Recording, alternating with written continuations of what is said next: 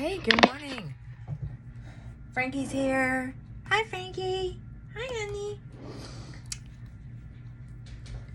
And Hudson's here, which always makes me happy. Hudson! Hudson!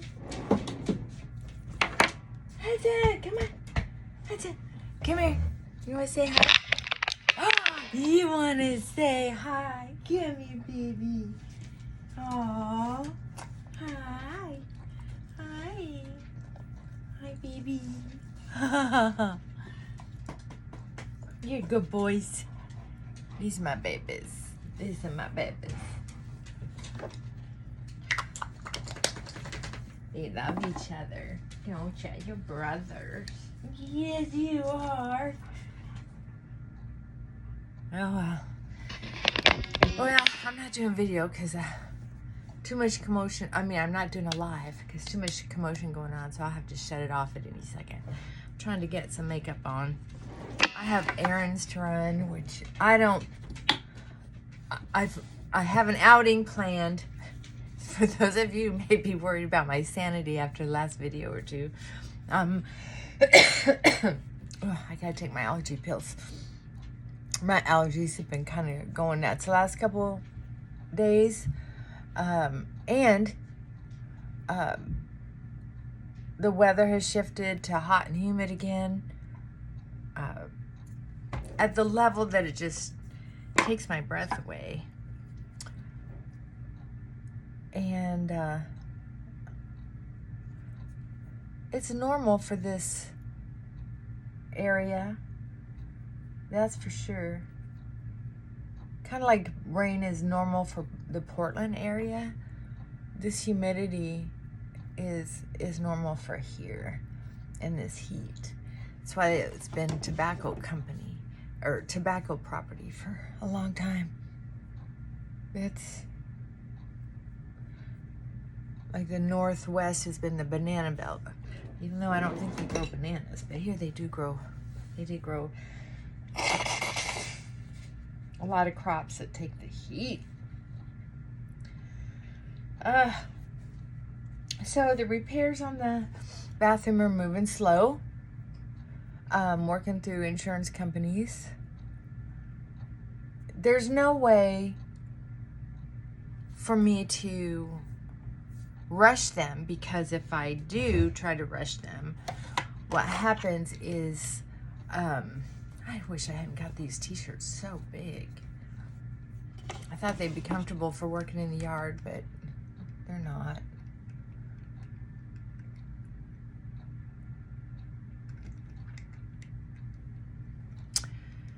It doesn't make them that much more comfortable, darn it. Anyway.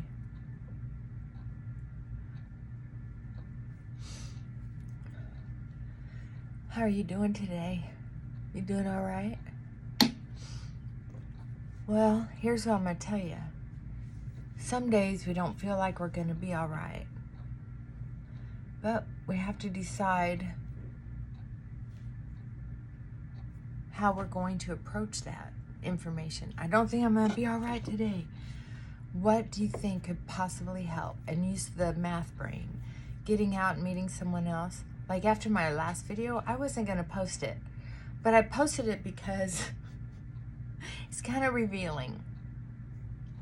It was like the longest goodbye at the end.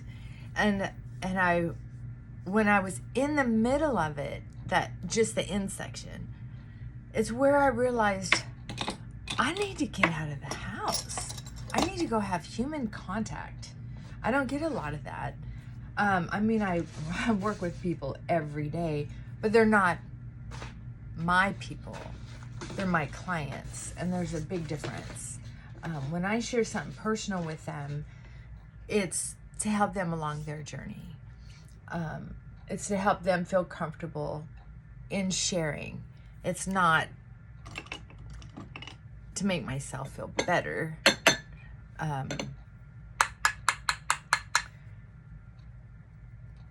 And use them as a therapist. I know there are therapists who do some of that, but there's a fine line. You have to be careful when you're sharing personal information with a client because it can backfire on you. I've had it backfire on me once. Well, I didn't ignite that. They read an article about me and then tore it apart because I've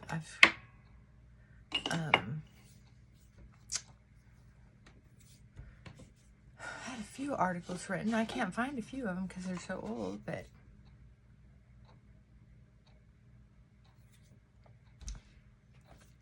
yeah, I forgot about that until just now. Anyway, you gotta be careful about how much you share with people. You really do. Till you know them well enough and you can trust them. But anyway, self-awareness is really important. So get to know yourself. Get to know yourself in a way that says, hey, what I need to do is rest and stay in pajamas all day. Or, hey, I need to get out of the house and get some shopping therapy, or go to the park, or go to the library and do some research on something. I know that I keep a list, usually at my desk. I might write it down and put it in my purse if I'm on the go, or I'll have it on my bedside, a notepad and pen on the bedside table where I'll write things down. And then it all navigates to my office desk eventually, so that I can, when I have any downtime in between clients, I can Google things. And this is a mix of brown, like a tree bark brown, and a black powder. So it'll be softer than the liquid black. I haven't figured out how to soften up the liquid black without cracking it. So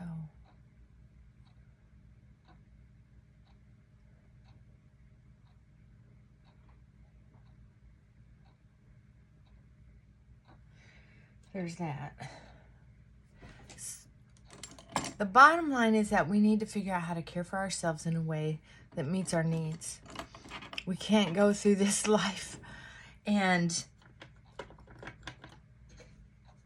be miserable all the time and expect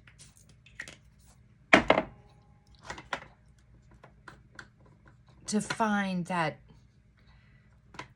calm that we say we want.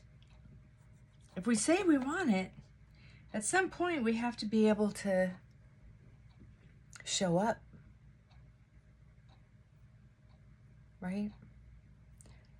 Sometimes all life is about showing up. People don't believe that. Sometimes all you have to do is show up. Like I used to back out of a lot of functions because of I guess I had some sort of, people would call it social anxiety. Well, what it was, people can label stuff so easily instead of just dealing with it. Oh, well, I have social anxiety and I have to fight it all the time. Well, I don't think that's so much true for most people labeled with it. I think it's about facing your insecurities. Like, what if you really sit down and look at why you have trouble going out? Sometimes it's simply because you don't want to. Not everybody has to be social. Sometimes we just don't want to, but we don't want to admit that. We don't want to say, well, I'm just not that social. I don't want to. And that was part of my thing. And then there are some people who, they have been bullied in school, and so they don't want to admit they were bullied as an adult because maybe they don't still have the acne. Maybe they don't still come across as unattractive because they've learned how to do makeup, or they've had some kind of plastic surgery. But they still feel self-conscious. They feel like if they got to know me, they wouldn't like me. That's very common. But But people don't know that's what they're doing until they hear it from someone else and they go, oh, that's what I'm experiencing, right? It's not.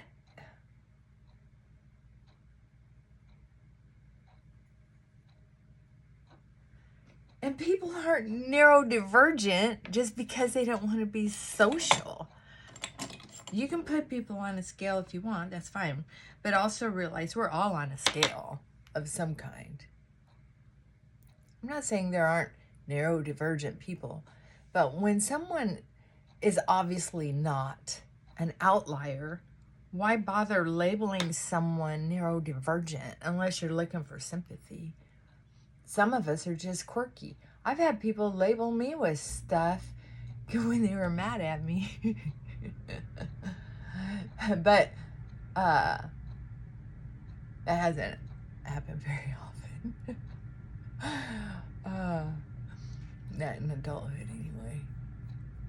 And when I was a kid, people didn't know to label people with stuff. Good gosh. What a crazy life this is, right? Just a crazy life.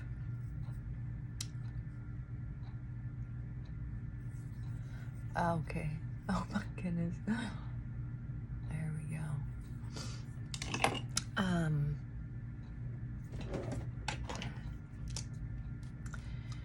Oh man, I'm so glad my shopping therapy phase is done. I haven't hardly looked at that app at all, except for notifications that show up for things that I ordered months ago that are still in China waiting on the port. And I just don't even care.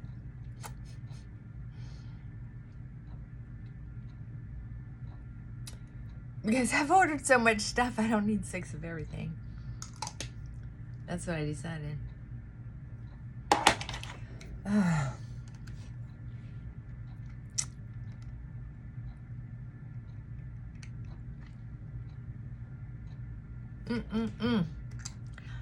love this lipstick.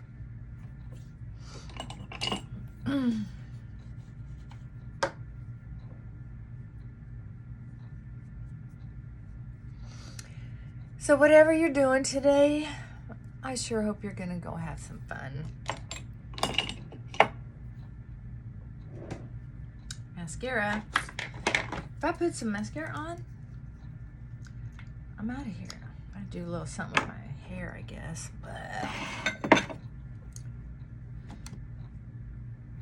Oopsie, I thought I threw this away. Okay.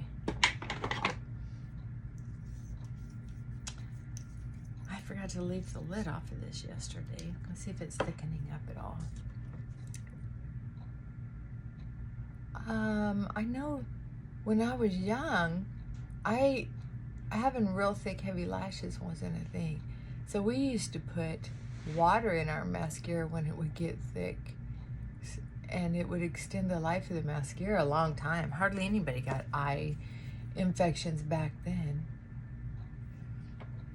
But people are so clean now. I think that it's so easy to get infections and colds because they're so isolated indoors playing video games or staying away from ridiculous people. That's what I do.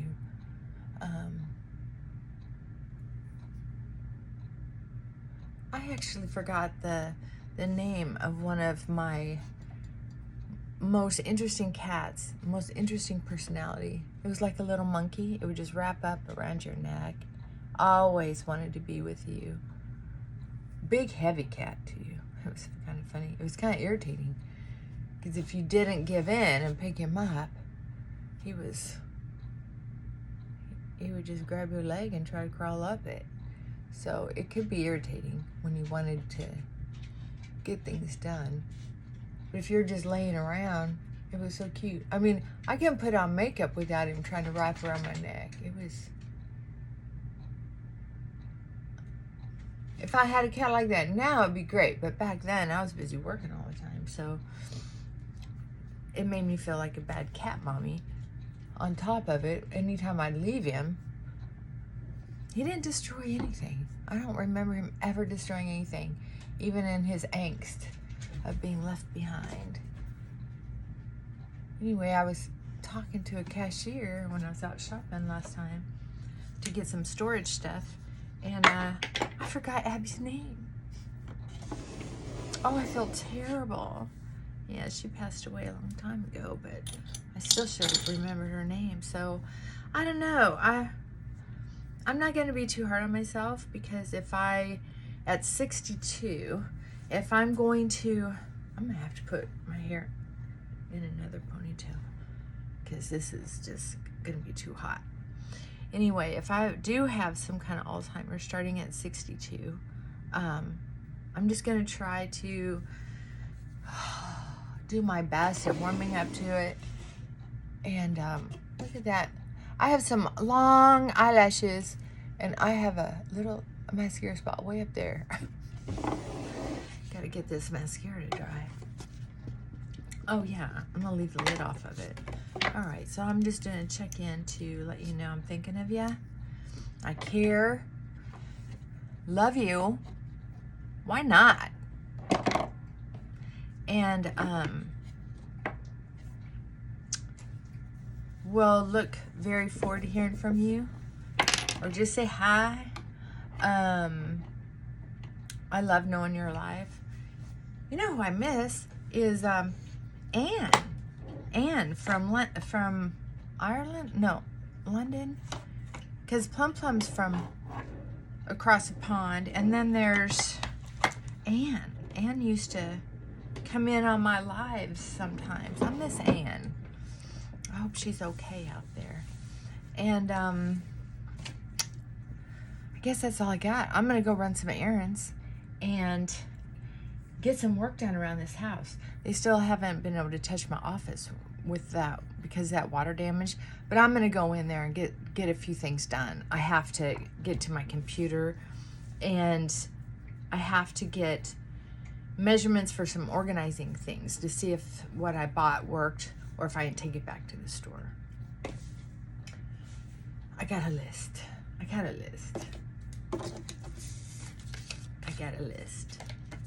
All right. Mwah. Bye for now.